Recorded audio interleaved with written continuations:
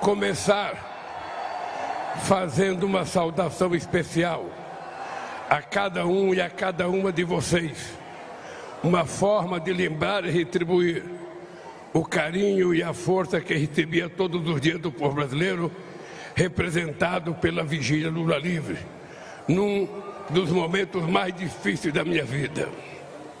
Hoje, neste que é um dos dias mais felizes da minha vida, a saudação que eu faço a vocês não poderia ser outra, tão singela e ao mesmo tempo tão cheia de significado.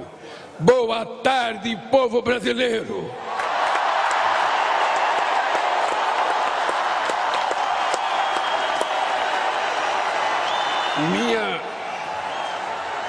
Minha gratidão a vocês que enfrentaram a violência política antes, durante e depois da campanha eleitoral, que ocuparam as redes sociais e que tomaram as ruas debaixo de sol e chuva, nem que fosse para conquistar um único e precioso voto. Que tiveram a coragem de vestir a nossa camisa e, ao mesmo tempo, agitar a bandeira do Brasil, quando uma minoria violenta e antidemocrática tentava censurar nossas cores e se apropriar do verde e amarelo que pertence a todo o povo brasileiro.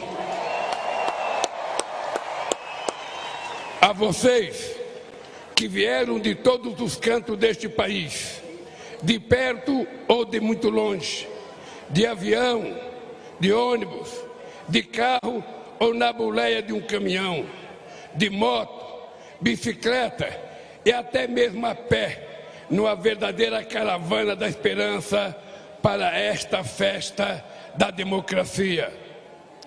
Mas quero me dirigir também aos que optaram por outros candidatos. Vou governar para 215 milhões de brasileiros e brasileiras, e não apenas para quem votou em mim. Vou governar para todos e todas, olhando para o nosso luminoso futuro em comum, e não pelo retrovisor de um passado de divisão e intolerância. A ninguém interessa um país em permanente pé de guerra ou uma família vivendo em desarmonia. É hora de reatarmos os laços com amigos e familiares, rompidos pelo discurso de ódio e pela disseminação de tantas mentiras. Chega de ódio, fake news, armas e bombas. Nosso povo quer paz para trabalhar, estudar, cuidar da família e ser feliz.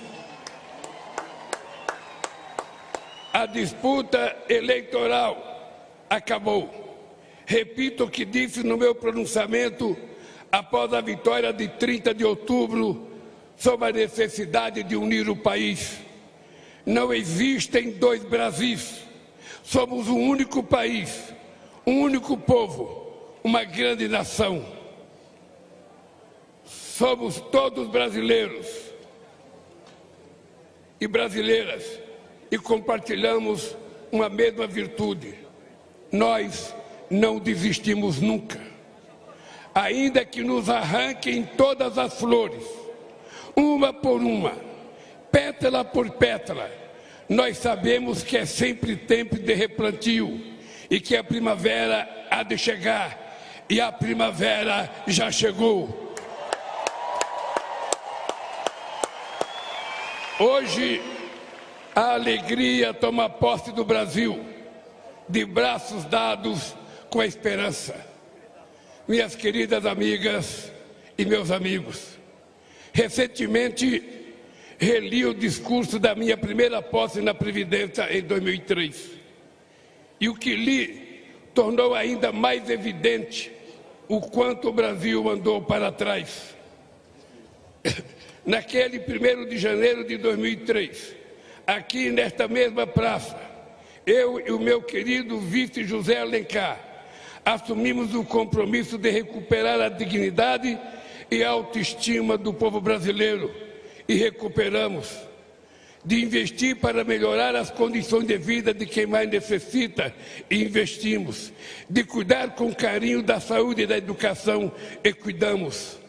Mas o principal compromisso que assumimos em 2003 foi o de lutar contra a desigualdade e a extrema pobreza, e garantir a cada pessoa deste país o direito de tomar café da manhã, almoçar e jantar todo santo dia.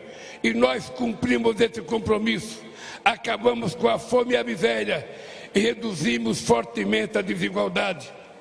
Infelizmente, hoje, 20 anos depois, voltamos a um passado que julgávamos enterrado. Muito do que fizemos foi desfeito de forma irresponsável e criminosa.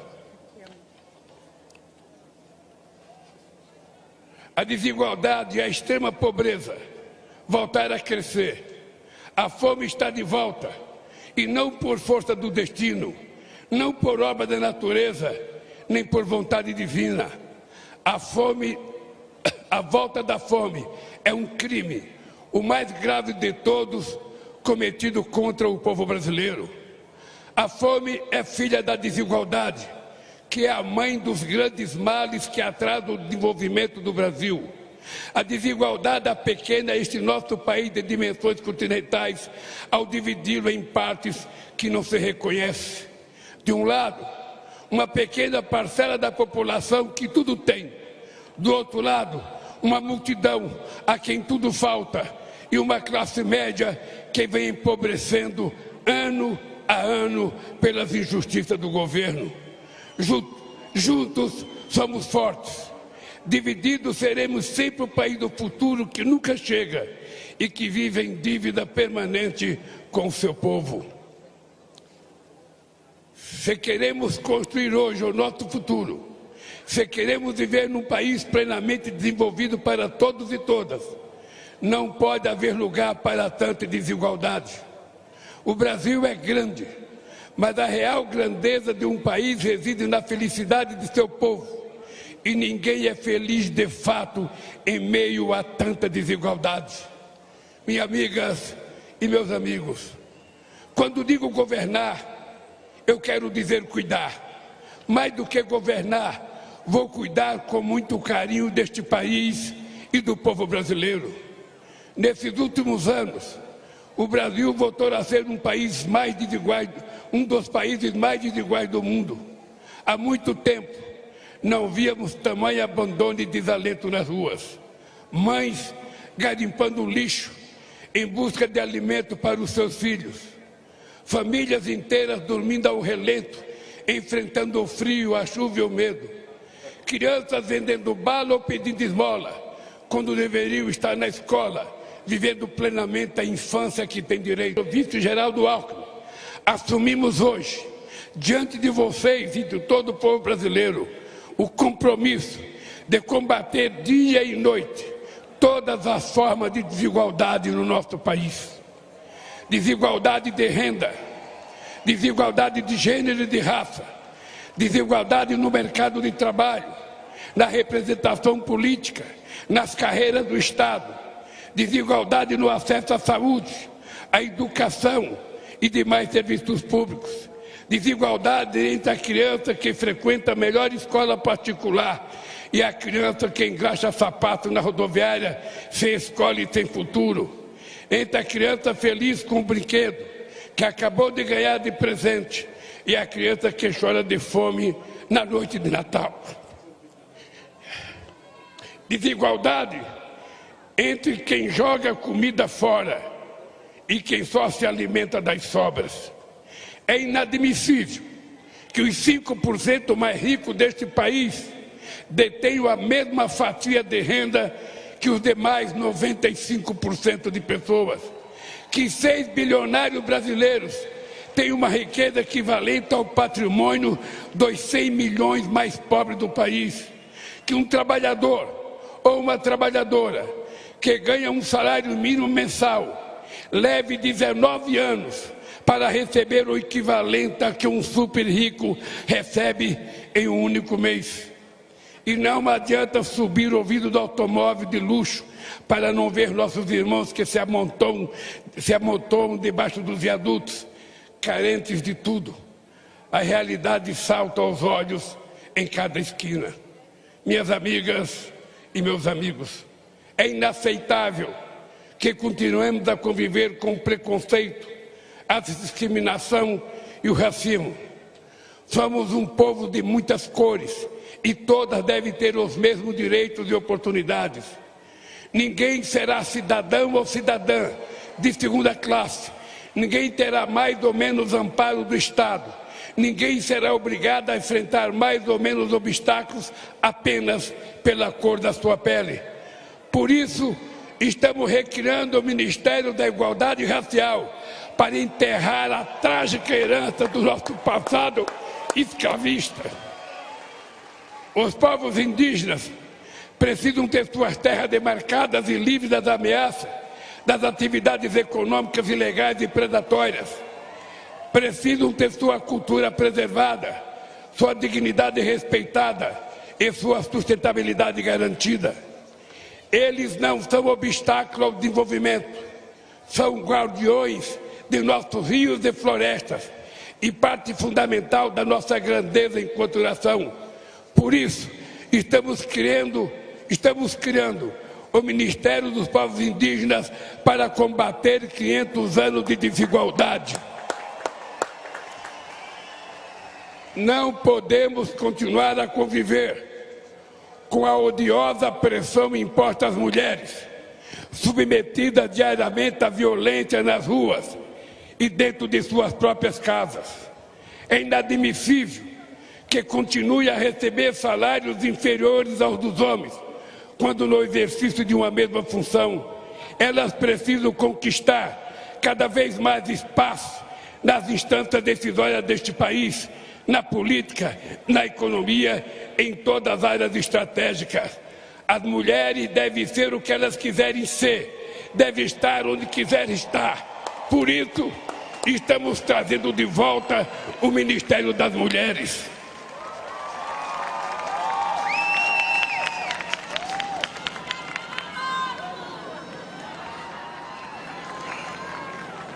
Foi para combater a desigualdade e suas sequelas que nós vencemos a eleição. E esta será a grande marca do nosso governo.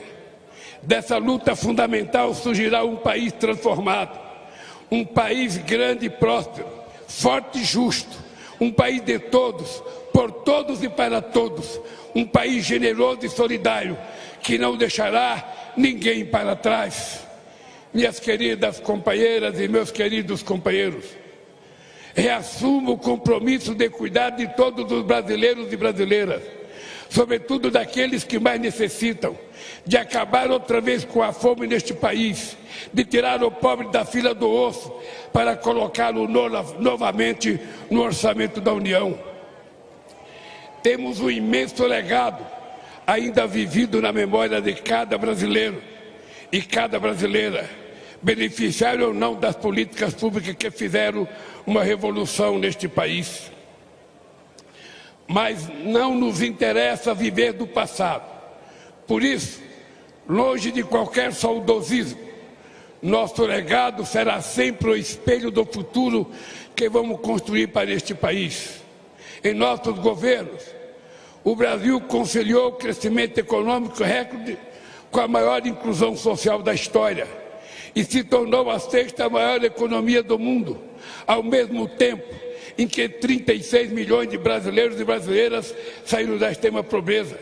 Geramos mais de 20 milhões de empregos com carteira assinada e todos os direitos assegurados. Reajustamos o salário mínimo sempre acima da inflação. Batemos recorde de investimento em educação, da creche à universidade, para fazer do Brasil um exportador também de inteligência e conhecimento e não apenas um exportador de commodities e matéria-prima.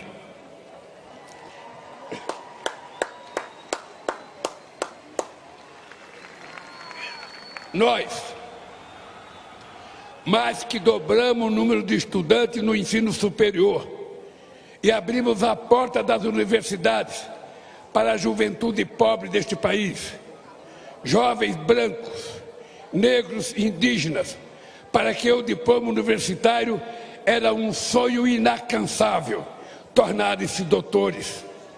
Combatemos um dos grandes focos de desigualdade, o acesso à saúde, porque o direito à vida não pode ser refém da quantidade de dinheiro que se tem no banco. Fizemos uma farmácia popular que forneceu medicamentos a quem mais precisava, e o Mais Médicos, que levou atendimento a cerca de 60 milhões de brasileiros e brasileiras nas periferias das grandes cidades e nos pontos mais remotos do Brasil. Criamos o Brasil Sorridente para cuidar da saúde bucal de todos os brasileiros e brasileiras. Fortalecemos o nosso Sistema Único de Saúde e quero aproveitar para fazer um agradecimento especial aos profissionais do SUS pela grandiosidade do trabalho durante a pandemia. Enfrentaram bravamente ao mesmo tempo um vírus letal e um governo irresponsável e desumano. Nos nossos governos, investimos na agricultura familiar e nos pequenos e médios agricultores, responsáveis por 70% dos alimentos que chegam à nossa mesa. E fizemos isso sem descuidar do agronegócio, que obteve investimento em safras ano após ano. Tomamos medidas concretas para combater as mudanças climáticas e reduzimos o desmatamento da Amazônia em mais de 80%. O Brasil consolidou-se como referência mundial no combate à desigualdade e à fome e passou a ser internacionalmente respeitado pela sua política externa ativa e altiva. Fomos capazes de realizar tudo isso, cuidando com total responsabilidade das finanças do país. Nunca fomos irresponsáveis com o dinheiro público. Fizemos superávit fiscal todos os anos, eliminamos a dívida externa, acumulamos reservas de 370 bilhões de dólares e reduzimos a dívida interna a quase metade do que era quando chegamos no governo. Nos nossos governos, nunca houve nem haverá gastança alguma. Sempre investimos e voltaremos a investir em nosso bem mais precioso, que é o povo brasileiro.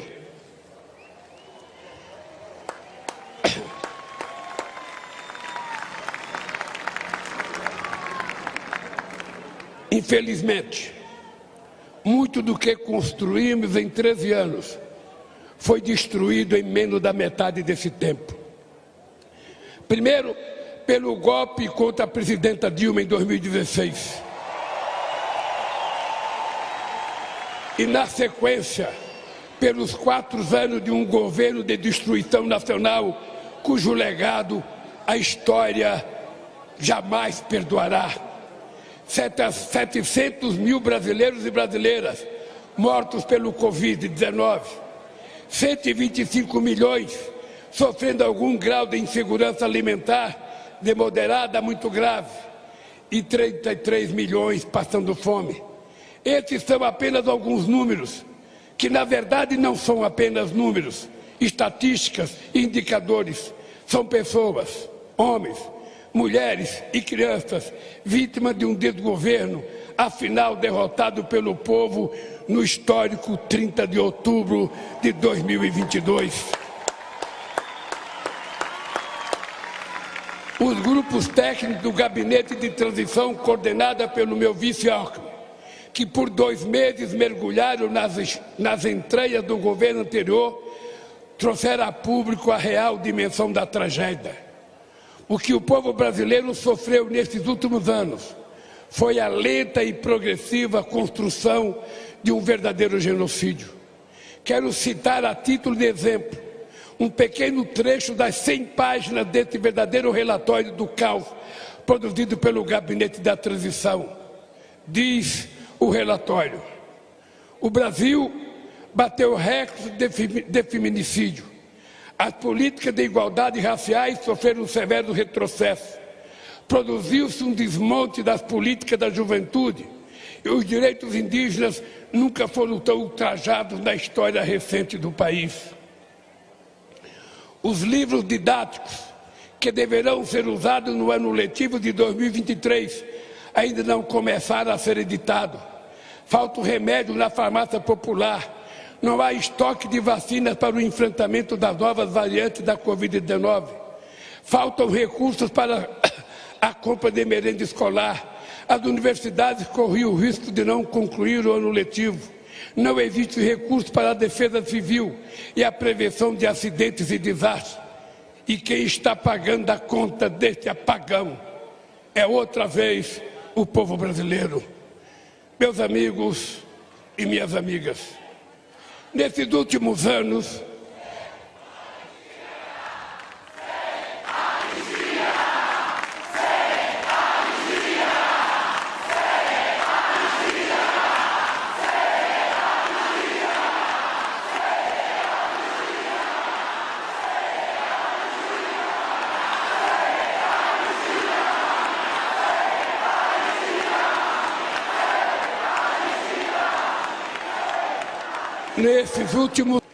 uma eleição que demonstrou o compromisso do povo brasileiro com a democracia e suas instituições. Essa extraordinária vitória da democracia nos obriga a olhar para frente, a esquecer nossas diferenças, que são muito menores que aquilo que nos une para sempre: o amor pelo Brasil e a fé inquebrantável em nosso povo. Agora é hora de reacendermos a chama da esperança, da solidariedade e do amor ao próximo. Agora é hora de voltar a cuidar do Brasil e do povo brasileiro, gerar empregos, reajustar o salário mínimo acima da inflação, baratear o preço dos alimentos, criar ainda mais vagas nas universidades, investir fortemente na saúde, na educação, na ciência e na cultura. Retomar as obras de infraestrutura do Minha Casa Minha Vida, abandonadas pelo descaso do governo que se foi. É hora de trazer investimentos e reindustrializar o Brasil, combater outras vezes as mudanças climáticas e acabar de uma vez por todas com a devastação dos nossos biomas, sobretudo a nossa querida Amazônia. Romper com o isolamento internacional e voltar a se relacionar com todos os países do mundo. Não é hora para ressentimentos estéreis. Agora é hora de o Brasil olhar para frente e voltar a sorrir. Vamos virar esta página e escrever em conjunto um novo e decisivo capítulo da nossa história. Nosso desafio comum é o da criação de um país justo, inclusivo, sustentável e criativo, democrático e soberano para todos os brasileiros e brasileiras. Fiz questão de dizer ao longo de toda a campanha: o Brasil tem jeito. E volto a dizer com toda convicção, mesmo diante do quadro de destruição revelado pelo Gabinete da Transição, o Brasil tem jeito. Depende de nós, de todos nós, e vamos reconstruir este país. Em meus 4 anos de mandato, vamos trabalhar todos os dias para o Brasil vencer o atraso de mais de 350 anos de escravidão, para recuperar o tempo e as oportunidades perdidas nesses últimos anos, para reconquistar seu lugar de destaque no mundo e para que cada brasileiro e cada brasileira tenha o direito de voltar a sonhar e as oportunidades para realizar aquilo que sonha. Precisamos todos juntos reconstruir e transformar o nosso querido país. Mas só reconstruiremos e transformaremos de fato esse país se lutarmos com todas as forças contra tudo aquilo que o torna tão desigual. Essa tarefa não pode ser de apenas um presidente ou mesmo de um governo. É urgente e necessária a formação de uma frente ampla contra a desigualdade que envolva a sociedade como um todo. Trabalhadores, empresários, artistas, intelectuais, governadores, prefeitos, deputados, senadores, sindicatos, movimentos sociais, associações de classes, servidores públicos, profissionais liberais, líderes religiosos, cidadãos e cidadãos comuns. afinal, é tempo de união e reconstrução do nosso país. Por isso, faço esse chamamento a todos os brasileiros e brasileiras que desejam um Brasil mais justo, solidário e democrático. Juntem-se a nós contra a desigualdade. Quero terminar pedindo a cada um e a cada uma de